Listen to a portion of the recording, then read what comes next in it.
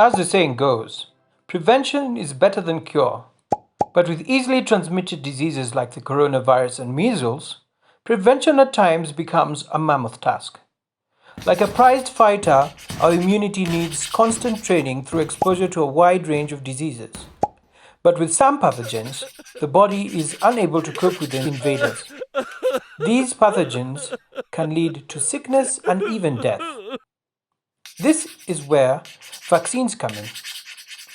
Vaccines train your body to recognize dangerous pathogens and viruses and send specific antibodies that create a precise immune response. This precise response knocks out any foreign cells with expert precision. The general idea behind vaccines is to introduce enough pathogens to train your immune system without the negative effects that come along with the pathogen.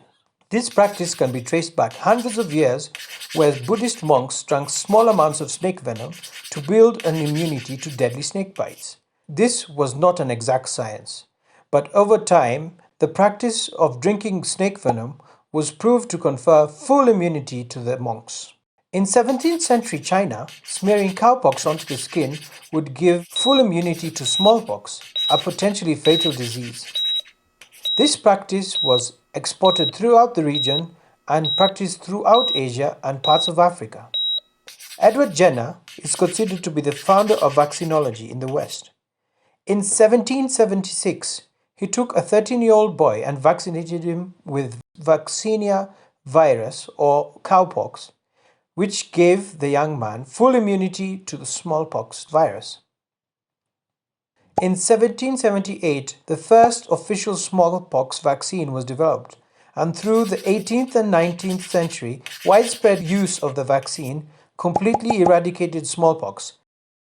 Smallpox, an often deadly disease, is believed to have claimed more than 300 million lives. Growing on this knowledge, other pioneers forged ahead with other vaccine development.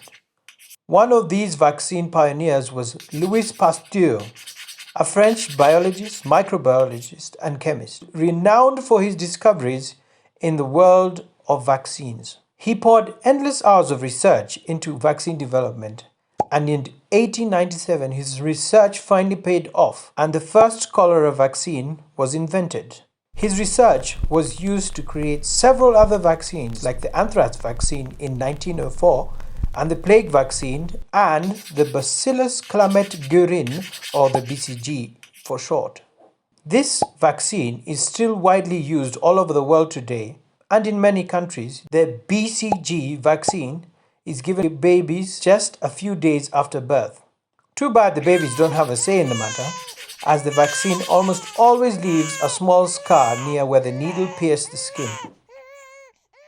The next breakthrough in vaccine development happened in 1923, where British immunologist Alexander Thomas Glennie pioneered a new method of vaccines. Using formaldehyde, he created a toxoid used to inoculate people against tetanus and later in 1926 diphtheria, a dangerous bacteria that often led to organ failure, paralysis, breathing difficulties, and even death.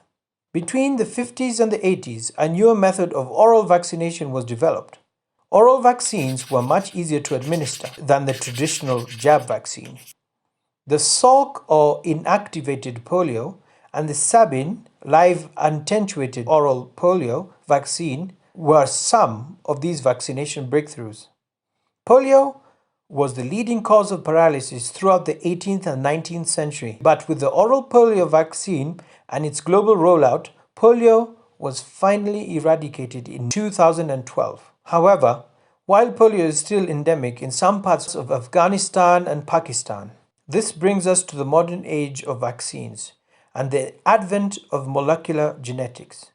Molecular genetics sets a bright future for vaccine development.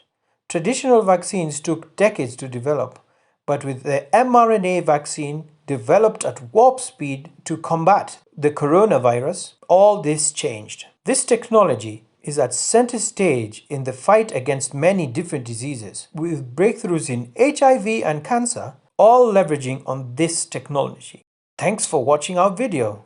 Don't forget to subscribe and hit the bell icon so that you never miss a video.